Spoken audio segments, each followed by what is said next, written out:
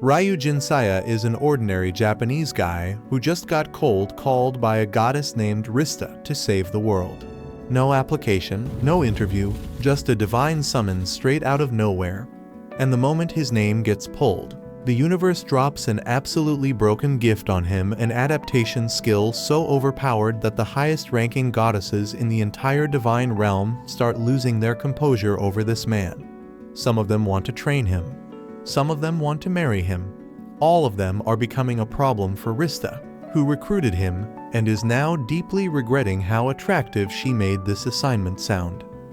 But before any of that, 1 month earlier, Goddess Ristarte receives a direct assignment from the supreme deity Ishtar: find a human capable of defeating the demon king Gibrand, who is currently in the process of taking over the entire world one kingdom at a time.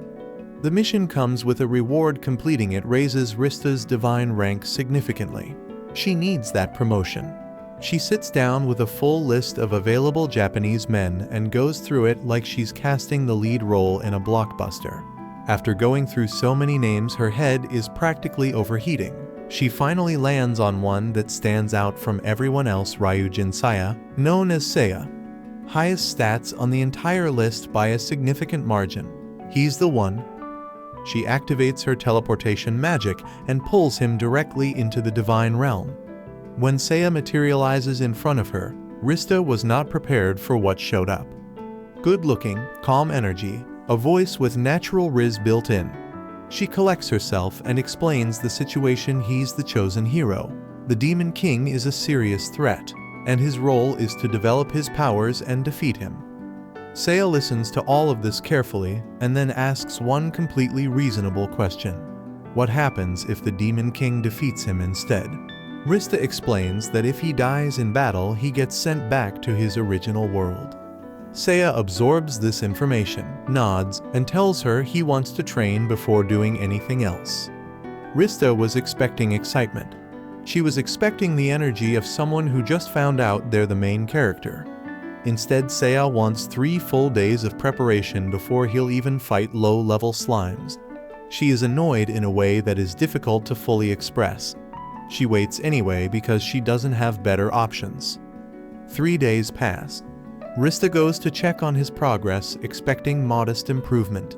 She pulls up his status screen and finds out he leveled up 16 times. 16 levels in 3 days by doing push-ups. She stares at this information for a long moment. Seiya looks at her calmly. She decides not to ask follow-up questions. They head down to the world of Gibrand. Their first destination is the blacksmith in a village called Adona near their arrival point.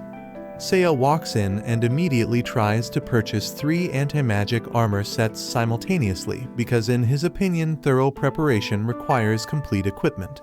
After some back-and-forth negotiation, they secure solid gear and head to an open field to start actual combat training against slimes, the absolute lowest tier of enemy in this entire world. Ristarte tells him to use his sword. Seiya pulls out high-level fire magic and uses it to defeat a single slime. Ristarte watches this with the energy of someone watching a person deploy military-grade explosives to kill a mosquito. The explosion is loud and massive and attracts a demon who is wandering nearby. Ristarte activates her evaluation scan and sees level 60 floating above this demon's head. Seiya looks at the number, looks at the demon, and makes an immediate tactical decision to leave the area. Ristarte teleports them both out before the demon can close the gap. Seiya announces he needs more training before engaging something at that level and returns to his room to train. Ristarte sits outside and processes her life choices. While Seiya is training, Ristarte receives a message from that exact same demon they just ran from. She has taken the entire village of Adona hostage. The message is clear: if Seiya and Ristarte don't come back and face her, she will massacre the villagers and then move on to destroy every settlement nearby. Ristarte sprints to Seiya's room and delivers this information at maximum urgency. Seiya tells her he hasn't finished his last training set. Ristarte goes quiet. This is not what a destined hero is supposed to look like in a crisis. For a moment she genuinely considers going to handle this herself without him. She starts moving toward the door. Seiya stops her. He just completed the final set. He tells her to get ready because they're leaving now. She breathes. They return to Adona.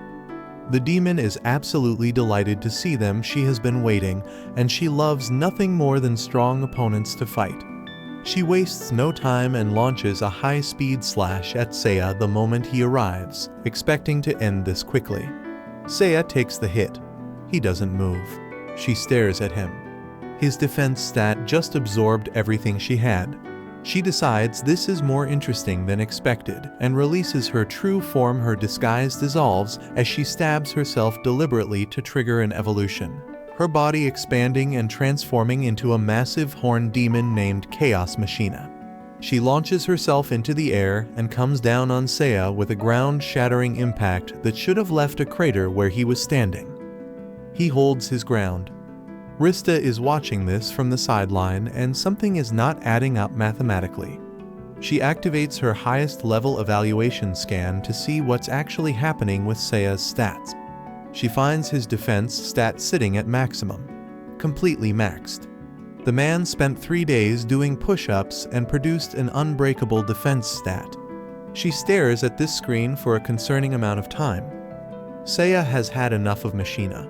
He coats his sword in fire magic, a technique he developed himself and calls Phoenix Drive, and delivers a finishing strike that ends the fight decisively. The moment it's over, Rista grabs him in a hug tight enough that he has to register it. First demon defeated. She did not plan to hug him. Her body made that decision independently. That afternoon, Rista is giving Arya, another goddess, a full debrief on Seiya's progress. Phoenix Fire Magic maxed out. Defense maxed. Defeated a high-level demon in his first real fight. Arya listens to all of this and immediately decides she needs to meet this person in person. Seiya walks through the door at that exact moment looking for Rista because his level stopped increasing and he wants harder training. Arya sees his face and without any explanation reaches out and touches him. Just makes physical contact for no stated reason. Rista watches this happen and begins running calculations about Arya's intentions. Arya has a notable physical presence in the goddess department, and Rista is cataloging this as a threat. They take Seiya to meet a combat deity named Circeus. Legendary fighter, runs the most brutal training program available anywhere in the divine realm, has a perfect record of making every student question their life decisions. Circeus delivers a full warning to Seiya before they start. This training will drain him completely and push him past any limit he thinks he has. Every student he's ever trained has suffered significantly. Seiya accepts this with a completely blank expression, like Circeus just described a light jog. They begin. Day 1, Rista checks in with Circeus. He says Seiya has stamina he's never seen before. Day 2, she checks in again. Circeus seems slightly less confident than usual.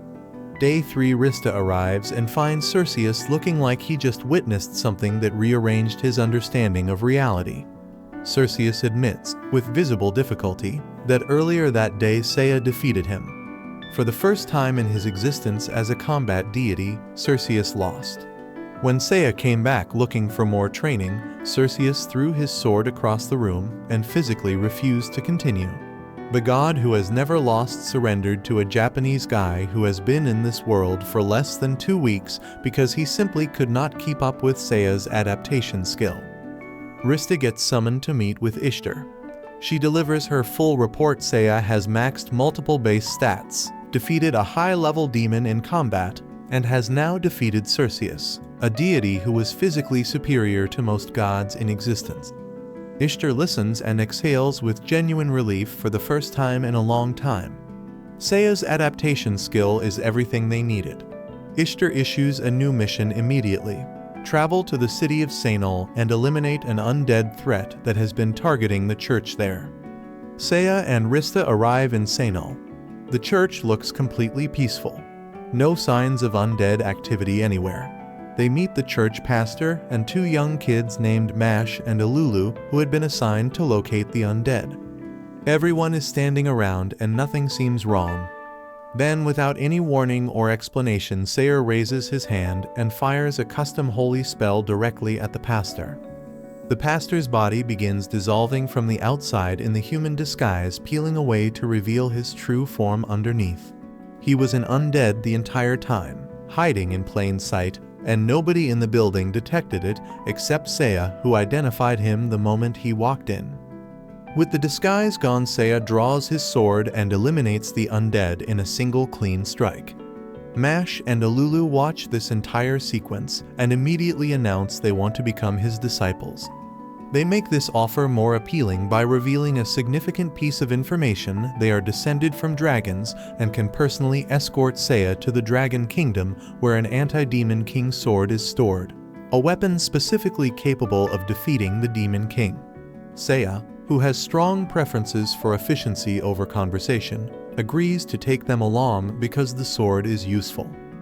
Back in the Divine Realm, Mash and Alulu are visiting the Island of the Gods for the first time and are completely overwhelmed by its beauty.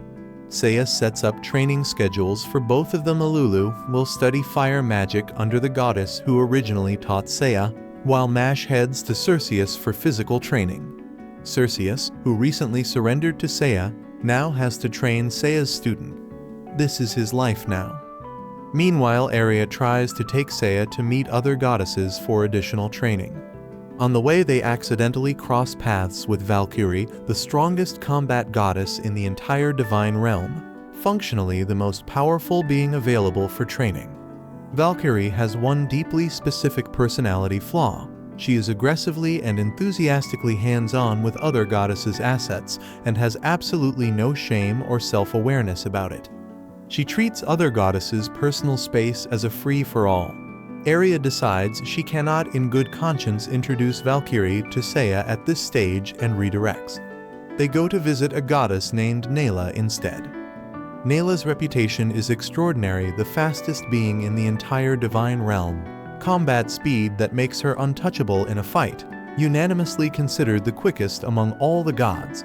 What nobody mentioned in the reputation briefing is that Nayla is also deeply introverted, socially very strange, and running a full Yandir personality configuration underneath the quiet exterior.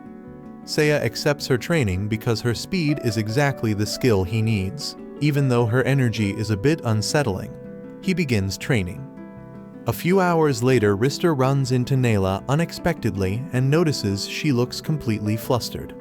Nayla, who normally operates at a flat emotional temperature, is visibly affected by something.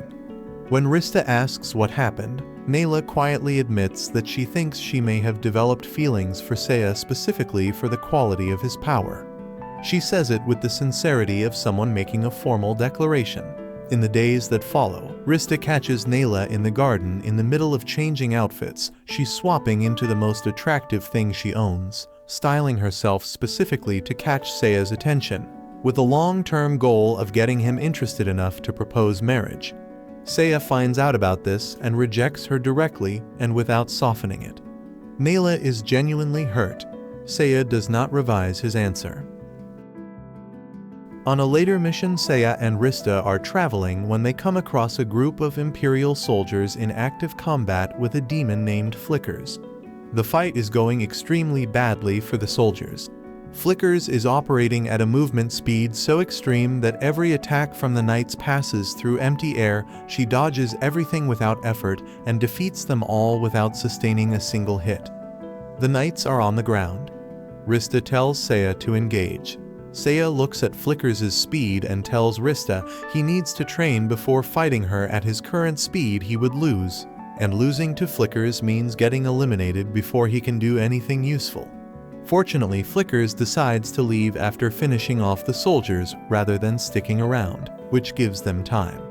They approach the fallen knights and help the injured.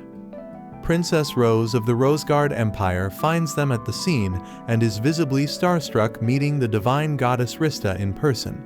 She brings them back to the Imperial headquarters where the full situation is explained. Flickers appeared several days ago and has been systematically invading the Empire, defeating every knight and soldier sent against her. Ristarte announces to Rose that Seiya will handle it. Rose is thrilled. Having a proper hero on their side changes everything. Seiya tells Rose he needs to train first because Flickers' speed makes her currently unbeatable with his existing skill set. If he fights her right now, he loses. He needs to close the speed gap before this fight is worth having. Rose accepts this. Seiya goes back to training. Rista and Arya bring Seiya to a goddess named Midas, renowned across the divine realm for archery precision at a godlike level. Described as someone whose arrows simply do not miss regardless of conditions. Midas confirms her skill set and agrees to take Seiya on as a student. She explains her methodology sounds straightforward enough. The next morning, Rista comes to observe the training session and finds that Midas has removed her clothing and is standing in front of Seiya, telling him to shoot at her as a moving target. The logic is that shooting at a live unclothed goddess builds instinct and precision simultaneously. Rista looks at this training method for a long moment. Midas has now claimed the title of strangest goddess encountered so far, and the competition for that position was already fierce. Training completes. Seiya heads to Roseguard for the Flickers confrontation. His plan is straightforward. Use Rista as bait to draw Flickers out into the open while he positions himself at range for a long-distance attack. Rista objects to being described as bait, specifically to being described as decent bait, as though the quality of her use as bait is what bothers her most about this plan. She agrees to do it anyway because the world needs saving and someone has to be the decoy. Rista goes out and draws Flickers' attention. Flickers takes the bait immediately and grabs her. Seiya fires a golden arrow, launches from his position. Flickers sees it coming and dodges it. The arrow misses. Mash and Alulu go completely silent because this has never happened before. Midas's arrow technique has never been dodged by anything. Flickers starts laughing about the fact that the legendary never miss shot just missed her. Then a second arrow comes from a completely different angle and hits her from behind. Flickers goes down. The first shot was intentional misdirection. Seiya aimed to miss. He needed Flickers to dodge and commit to a direction, which put her exactly where the real attack was waiting. He used a technique that had never been dodged to create a setup for the follow-up. Rose watches this play out and decides her father, the Emperor, needs to meet this person before anything else happens. Before meeting the Emperor, Seiya asks to train one more time. He needs to learn Valkyrie's technique called Valhalla Gate, a sealing ability powerful enough to trap any being, including the Demon King himself. He goes to Valkyrie. Like every goddess he has trained with so far, Valkyrie has specific personality traits that create a training environment Rista would prefer not to have documented.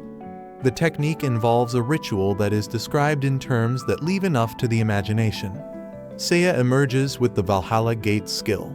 Nobody asks too many questions about the process. They finally meet Emperor Walks, Rose's father, the man running the empire. The meeting starts professionally. Then mid-conversation, Walks suddenly shrinks and transforms into a small child, sitting there in full Emperor's clothing at approximately a third of his previous size. Rose scoops him up immediately, apologizes to everyone, and promises she will explain everything later. That evening at the inn, she keeps her promise. Years ago, Walks personally led an elite squad on a mission to defeat the Demon King. It was supposed to be the definitive campaign, his best soldiers, full preparation, everything optimized. Months passed with no word. Rose eventually sent people to find him. They found him cursed. The Demon King had placed something on him that unpredictably strips his adult body away and reduces him to a child without warning. He functions normally most of the time, but has no control over when it happens and cannot predict it. That evening, Walks recovers his adult form and calls Seiya in for a formal meeting. He offers to combine forces, his empire's resources and soldiers alongside Seiya's abilities to defeat the Demon King together. Seiya declines. He prefers to handle the Demon King alone without bringing other people into that fight. Before the final mission, Seiya goes out to gather supplies, herbs, materials, preparation items for the road ahead. He says he'll be back. He doesn't come back that day. He doesn't come back the next day either. Rista starts to worry in a way that she can feel in her chest. Mash tries to calm her down by suggesting Seiya is probably just training somewhere. Then Arya appears at the inn with no advance notice and tells them all to come with her right now.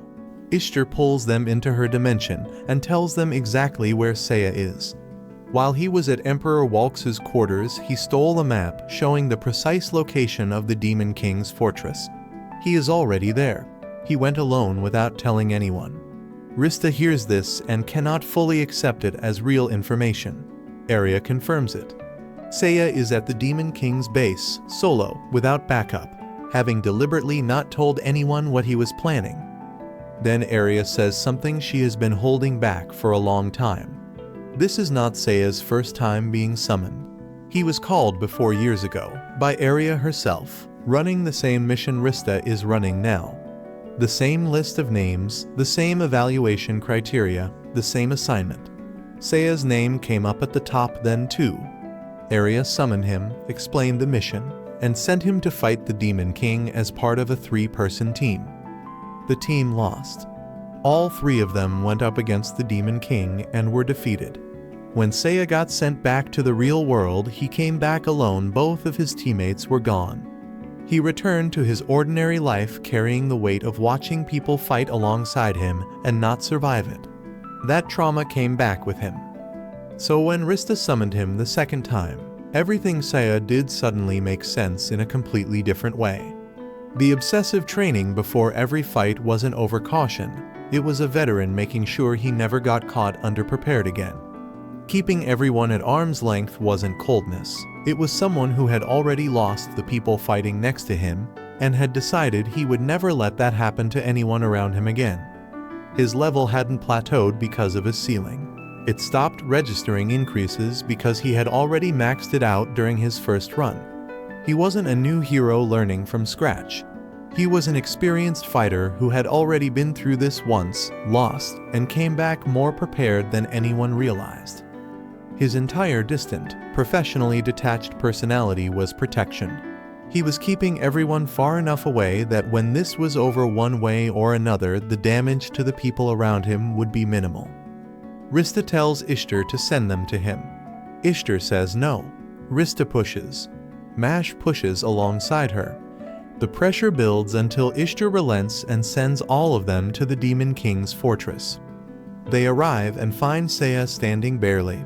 The Demon King has absorbed everything Seiya has thrown at him and regenerated from every injury without a single mark remaining. Full regeneration, no damage carrying over, no accumulated harm. Seiya has thrown everything he has at this fight, and the Demon King keeps coming back clean. There is one move left that can actually work Valhalla Gate. The sealing technique. The one Valkyrie warned him about. The one that can trap the Demon King permanently. The condition is that activating it requires Seiya to sacrifice himself. He uses it. Rista activates every healing technique she has and pours everything into him the moment she sees what's happening, trying to hold his body together through the process. The damage from Valhalla Gate works through him faster than she can compensate for. Seiya is not a god. He cannot regenerate like a divine being. His body does not have the architecture to survive what the technique costs. He fades. When it's over, Rista sits with the reality of it. He was difficult to work with from the beginning. He kept his distance consistently. He never let anyone get close enough to matter. And underneath all of that, every single decision he made from the moment he arrived was oriented around one thing, making sure the people around him made it out of this intact. The man who seemed like he didn't care about anyone was the one who cared most about protecting everyone. Ishtar calls Rista back in. New mission briefing. Same mission, the Demon King was sealed, but not permanently destroyed, and the threat requires continued attention. Same process, find a human hero capable of addressing the situation. Same list. Ishtar hands Rista the list of names to review. Seiya's name is on it. He's not dead. The Valhalla Gate sealed the Demon King, and the cost to Seiya's body triggered the return condition. When a hero falls in that world, they go back to their original world. Seiya explained this on literally the first day. He asked what happens if he gets defeated, and Rista told him he'd be sent home. He went into that final fight knowing the cost, used the technique anyway, and got sent home exactly like the rules said he would. He's back in Japan, alive. His name is sitting on a list in Rista's hands for the 3rd time. Stay locked in on anirecap to see what happens when she calls it again.